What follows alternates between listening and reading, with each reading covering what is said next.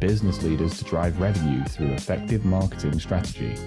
We chat with marketing experts on different topics that will help you ramp up your revenue. We stream live on LinkedIn, Twitter, and YouTube, and you can listen to us on your favorite podcast platforms. Marketing Demystified, the podcast, is presented to you by GrowGetter, your partner in growth marketing. And here's today's episode.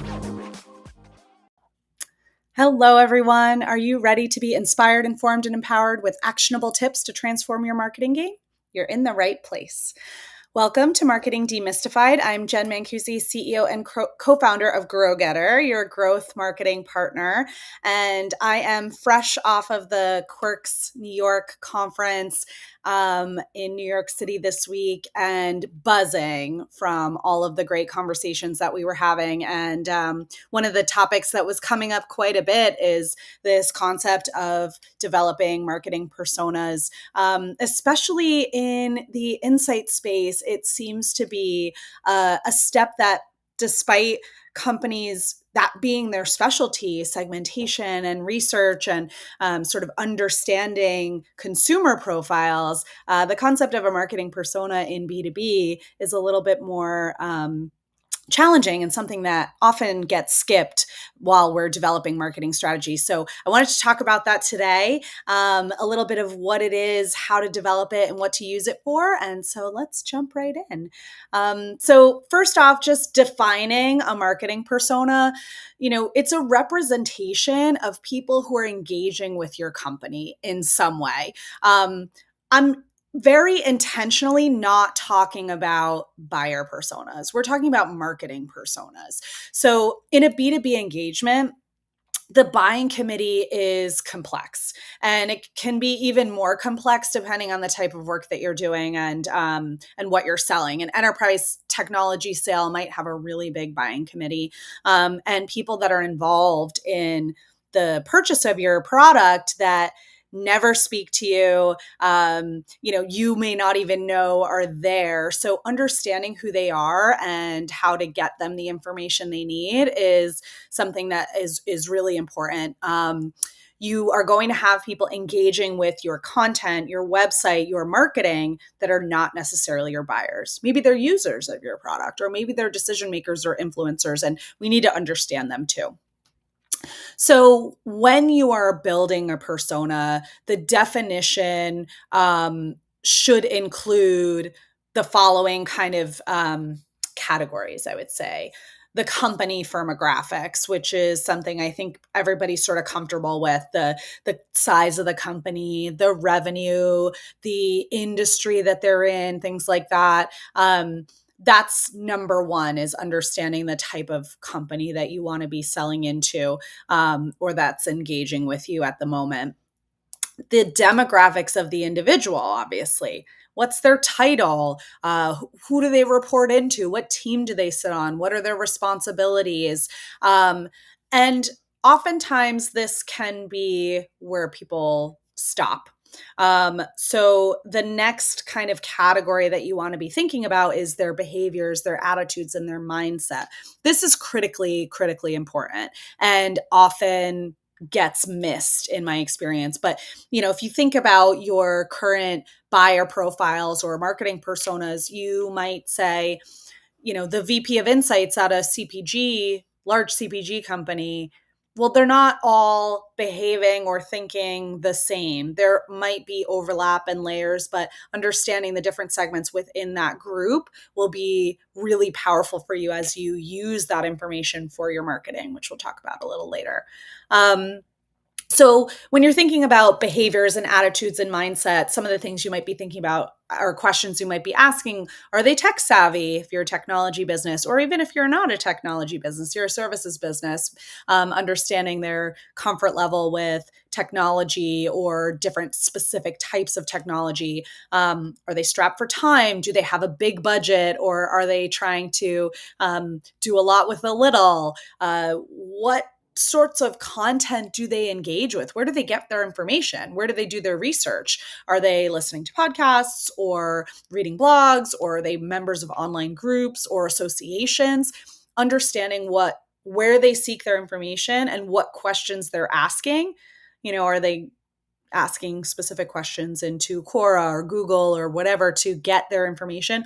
All of this is part of understanding that behavior, attitude, and mindset of your marketing persona. And of course, this also fits into this category. I think this might be everybody's favorite, is what keeps them up at night. What is keeping your buyer up at night? Or not just your buyer, the influencer or the other members of the buying committee. Understanding what they're challenged with is really critical. So to kind of like double tap on that a little bit of like what I've just kind of gone through is what a marketing persona, but what it is not is, this is Mary, she's 35, she's the VP of this and with a bachelor's degree in XYZ. This is only one piece of the persona. And I think it's often where a lot of companies stop. This was very common, 15 years ago or so when ad targeting was new, and that was all you could really target on in a digital setting. So it was only based on these demographics, and the digital world that we exist in and that we do business in today is so different. We can do a lot more sophisticated targeting. We can do more personalization. We understand people better. So that has to filter into the personas in order to understand what we're going to do with our content and our marketing and our messaging. We have to further segment beyond just the demographics. So the goal is to truly understand your audience. Again, you understand your different segments and you speak to them differently. We talk a lot about jobs to be done framework and kind of understanding what is the job to be done for that persona. And that's exactly where this fits in. It's not just who they are and how you define them, but actually what's keeping them up at night and what are they struggling with. So you may have a lot of personas. This could feel overwhelming, but I'm going to start to narrow things down for you, because what you should not do is try to develop everything for everyone that you've defined in your persona work. So you'll also hear us talk a lot about ideal customer profile. This is very different. Your ideal customer profile is very different from your personas. You're going to have a lot of different personas and different segments of people that are engaging with your marketing in some way, like we were talking about earlier. Not all of these segments are your ICP, ideal customer persona profile. So that doesn't mean you don't need to understand them. It's actually critically important to understand the people that are not your ideal customer profile, just as much as understanding the ones that are. So some things that are really helpful is to filter people down in your customer journey mapping process. So, there's more you want to be doing beyond just creating the persona. That's not the end of the line, right? So we can talk about some of the next steps a little bit later, but you can't do all of that work for everyone. You've got to narrow down who you want to focus on. So let's talk about some of the personas that might not be your ideal customer profile. Maybe it's people in roles that are part of the buyer committee that you need to speak to in some way, but you're never going to actually speak to them directly in the sales process. So maybe somebody in a finance role, a CFO who's approving budgets. They might be really influential in the buying process, or a tech, a CTO, a chief technology officer, if it's some kind of integration conversation. But again, they might not be actually in the conversation. So it's really important to have content that speaks to them, that addresses their concerns and challenges and needs. But you're not going to be looking to do your discovery calls with them or get them into a, product-led free trial necessarily. You're going to focus them you're going to direct them in a different area. So you still want to understand them. You want to figure out their job to be done and where they play and where they get their information, but you're going to treat them a little bit differently and introduce them to your business in a slightly different way. Another example of maybe the persona that is not your ideal customer profile is maybe a segment in your business with a high churn rate. If you are a subscription business or even a project-based research company, and you have a certain segment that comes in, does a project with you and never comes back, or after the initial 12 months they churn and they don't come back. If you can identify the qualities of that segment, then you've just unlocked some efficiency in your business that's really, really powerful, because now you can focus your outbound energy and your journey energy on the personas that will grow. Right. So sometimes that's challenging because it might be easier to sell into, a persona that isn't an ideal fit. But if you can be really diligent about focusing on the smaller segment that will be more of a long-term strategy, it's a really powerful growth engine to unlock. So, I always say not all revenue is created equal. So understanding who not to sell to is just as important as who you want to sell to. And again, this will help you kind of narrow down the energy that you put into the personas and then how you work with those different segments going forward. So why do we even need these personas or these ideal customer profiles? You should be using this information to develop your content, to define your marketing strategy and your inbound strategy. It should be guiding your team so that you're all rowing in the same direction. I a couple of years ago, had a conversation about, there was one team who was really thinking about a particular persona and another team who was thinking about a totally separate persona, or maybe selling to, maybe not thinking about persona at all and just selling to anyone who was, giving revenue. And that creates not a cohesive environment internally. So it's really important to make sure that your teams are aligned on your personas so that everybody's speaking the same language and rowing in the right direction. So having this foundation, I hear this a lot, the like, hey, we don't have time for this, or we need to kind of skip ahead. We already know we got to go forward, but there's often misalignment internally about who your ideal customer profile is, or there's content that exists that doesn't speak to the right personas, and then you're just kind of jamming a square peg into a round hole, and that doesn't really help anyone. So doing this work as a foundational exercise is really important. Another example, I had a conversation where someone was looking for recommendations on what conferences to go to. I mean, just coming off of Quirks, this is a good timely story. But the first question I had is, who's your ideal customer? Because every conference has a different different type of attendee, different titles that are showing up, different seniority, maybe different topics that people are discussing in the event itself. So, it's really important to first understand who you're going after, or who you want to get into a conversation with before you decide where to go. So going back to that sort of concept of placement and channels, if your ideal customer isn't at the Quirks New York show, then it might not be the best fit for you to go there. But you have to know who they are before you can make those decisions. Same with digital spaces.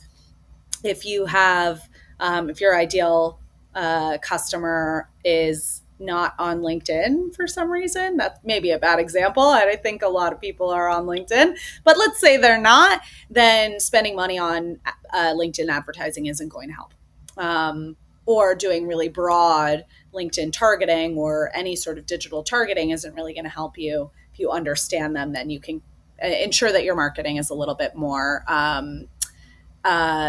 targeted and efficient as a result. So how do we develop a marketing persona?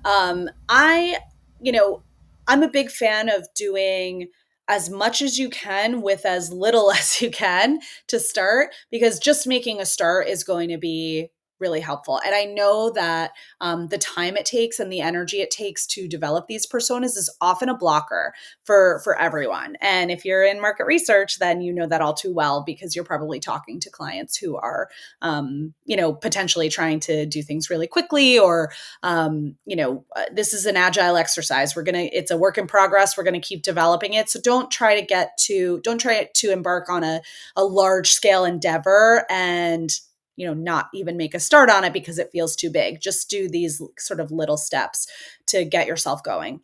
And the first place I start is, what do I already know? You are likely, unless you're a brand new company that's just emerging in the space, you likely already know something about your customers. You've got data. You can see their buying patterns, or you can see their usage patterns of your services or of your product. Start with what you already know.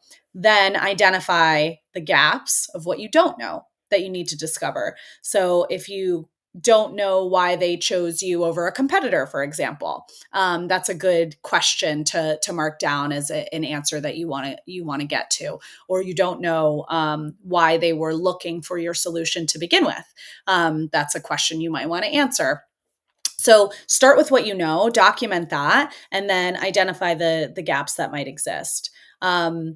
You will likely want to do some quantitative research, which you are probably already familiar with, or again, might already have some data on. This will help with your segmentation.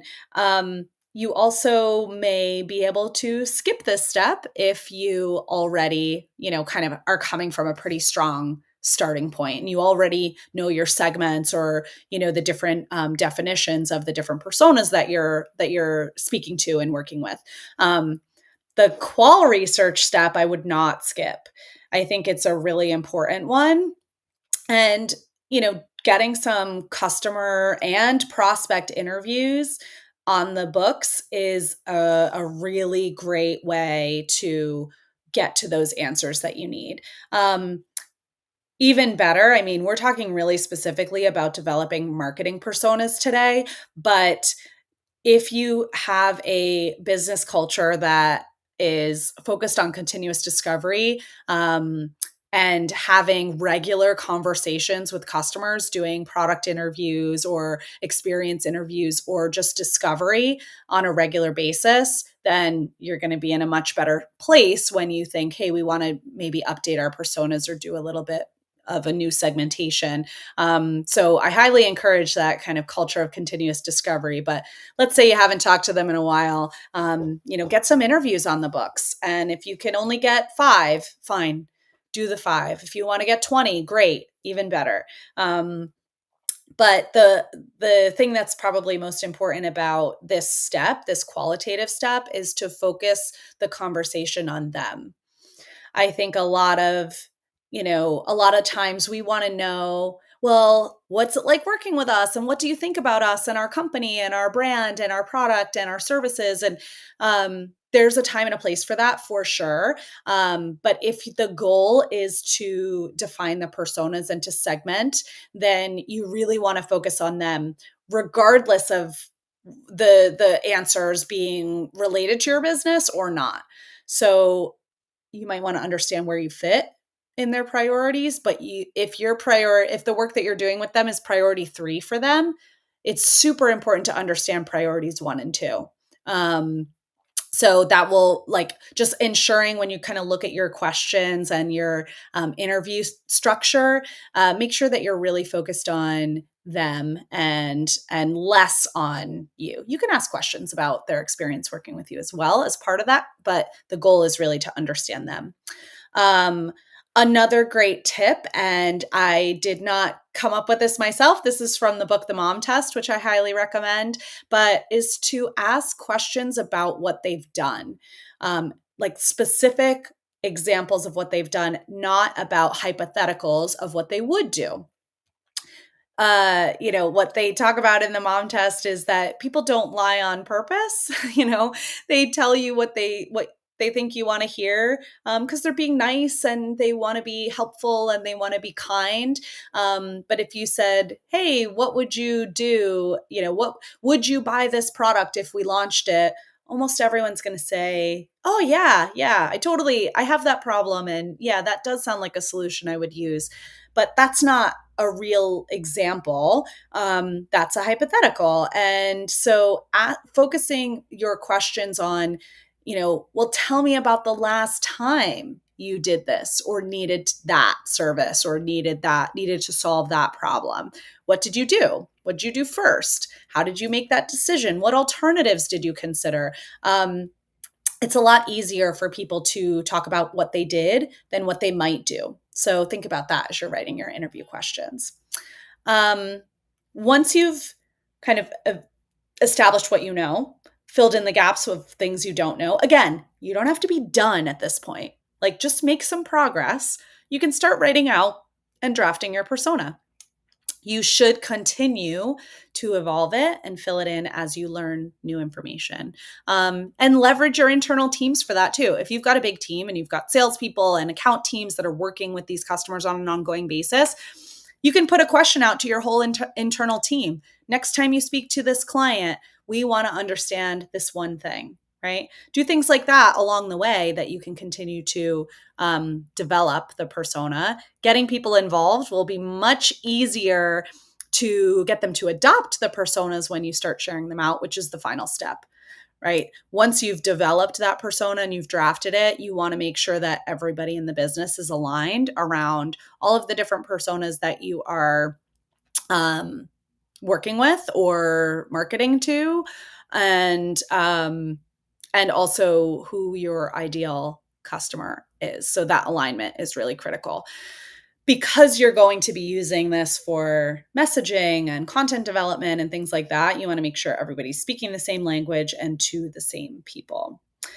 So again, the more involved you get your sales teams and your account teams and your product teams in these customer interviews or in the process for developing the personas, the easier it will be for them to actually adopt them when you share them out.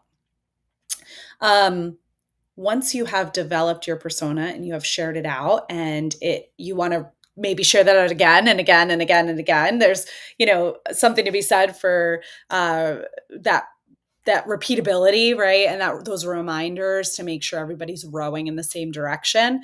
But that's not the end of the road. You're not done when you have your personas defined. So maybe you have a list of 10 different personas, some ideal, some not ideal, some influencers, some actual buyers, some users.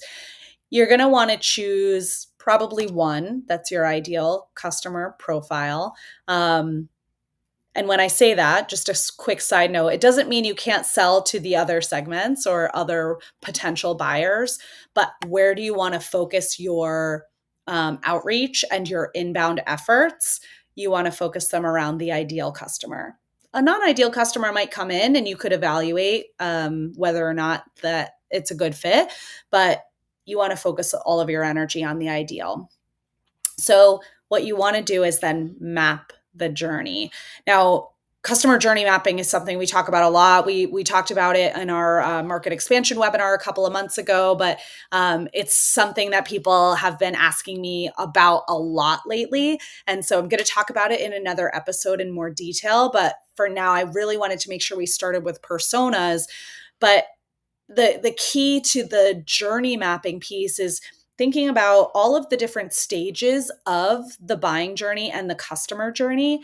And what are those individuals? What is that persona doing, thinking, and feeling at each stage of the journey?